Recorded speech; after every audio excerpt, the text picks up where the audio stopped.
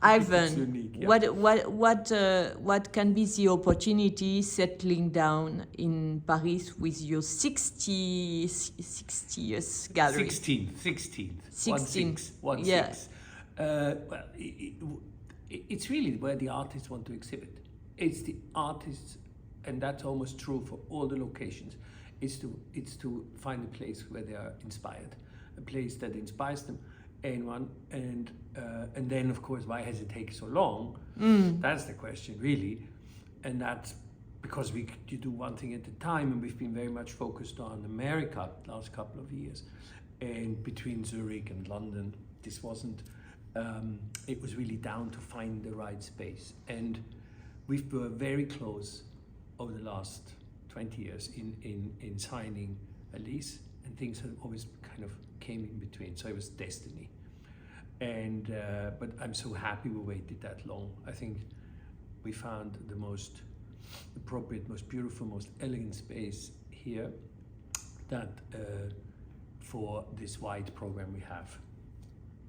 And how can there be some opportunity for the art market here in terms of art market in France? I think, well, that's the other side. Since I've been coming to Paris, I remember I was here, so it's my 16th gallery. I was 16 when I came here. It was 1986 when I came here for the first time. First trip abroad was Paris, of course, and I visited the galleries that were there, but it was a very, some are still around, but the majority are not. It was a local market. Yes, small. for years. And the museums were great places, but it was a local market. That has completely changed. The landscape has completely become completely international. The global audience comes here, last but not least, through the arrival of Art Basel. That will give the fair, the commercial, the primary market, and the secondary market in a way, stability. And the auctions, important auctions, have taken place now here. Again, after a long break. It's, puts a smile on my face when I come out of the tunnel and get out of the train station. And that happens to a lot of people. Apart from artists who really want to be in Paris and be exhibiting here. And so what did happen with Henry Taylor? Well, Henry was one of the first to express interest to do a show. Uh-huh. Yeah, and given he had very little exposure in France, or never exposure at this scale, and time was right for him. He had these institutional shows in the US at MoCA, and now that just opened at Whitney. But he was very keen to spend time here, which he did. He spent 2 months here and worked in Paris. And when you know the work of Henry, then you see that he works through art history. Sometimes, yeah. Not always. Not always. But there are these nods to artists, and he went and visited these museums, and he created some incredible works. I call them, but they were inspired, but they're really nods, and to like Déjeuner sur l'herbe. Is one of the small paintings, and then he creates his own, the people that he would like to have a picnic with. He's in there. There's a famous footballer. Yes, and what is the rest of the program for the year? So Hélène Delprat will be next, and then we have not announced the third show yet. But you can do it now. I cannot remember the third show. That's the honest truth. Chloe might know. And then it will be another interesting fact. Paris and why Paris is interesting for us, and why it's so interesting for our artists. Of our many artists, almost 60 of them have never really had a gallery show here, or it's been a long time.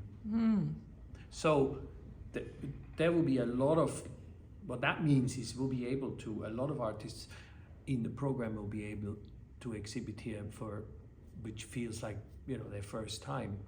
And what about the context? It seemed very difficult. There were bad results for the auction of the Long Museum. You know well the Long Museum, right? Well, in Shanghai, you exhibited yeah. there. So the context is very difficult for the art market now, no? Look, I've been in this business for 30 years. We're in Paris for a very long. We're going to be here for a very long time in this. So I am confident for the art market in the long run. It's the resilience we've seen now for years is strong. Don't look too close. Look at the general interest. But the and for us there will be some great auctions in the last couple of years, some disappointments. It's a very difficult economic, social, political climate, and given all of that, I can only speak for myself, but we have overwhelming interest for Henry's work, for example. But Henry is still kind of young. Yeah. And we can see that one of the main complaints by the collectors is that young artists are very expensive. Well, he's not that young. He's true. But the price he's actually. But you're right. He's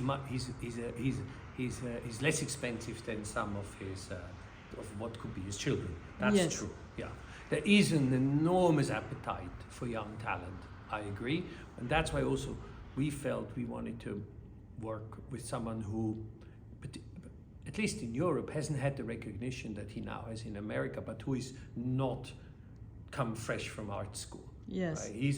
He's one of the most important American painters working today, American or not American, and that we would like that to be recognized. But don't you Europe. think, to come back to the market, to finish with the market, don't you think that there's a problem of young artists being too expensive today in the primary market?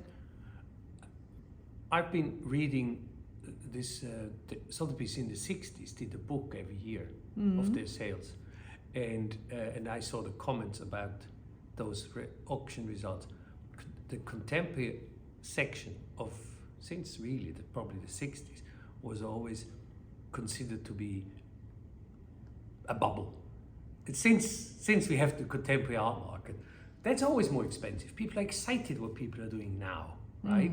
So it's not new. So this question, I'm being asked. But that the question level a lot. of price is But really the level new. of wealth, but the level of wealth is so much different than the 60s. Yeah, don't forget, it's all relative. And more consumers. It's a global market, given the fact that now it's a much bigger market than the 60s.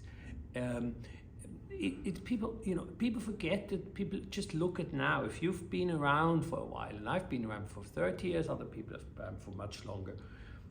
There's been that the idea that contemporary art is always overpriced and it's going to bubble, it's going to burst, is as long as I'm in this business. Sometimes it does, but at the end of the day, is what stays and will only be more expensive is when it's great art. And that happened. I started in the 80s, and a lot has disappeared. We can barely remember those names. Some is sort of coming back, but what was great has only gotten bigger, and I think it's the same true with galleries. Galleries are being born and close all the time, and we'll see what will happen in the next couple of years when the contraction happens again, and I'm sure there will be a certain correction in the middle, because the middle of what? Middle of the market. Middle of the market of everything, always. Now the small ones will be fine and the big ones will be fine, but if you're sort of in between, you have the overhead of a big global business, but also the cost. But this has happened. I started when I opened Hauser&Wirth in '92. I came to Paris, and I remember going to some galleries. The desks were all empty because they were all had to fire all the people from the 80s. Booms, really was true. I saw those beautiful Macintosh, the first Macintosh computers. They were sort of around, and there were no one sitting in front of them. It's breathing in and out. Okay. But the interest for art and as such now for Paris I think is only going to get greater. Bon, let's hope. Merci beaucoup. Je t'en prie.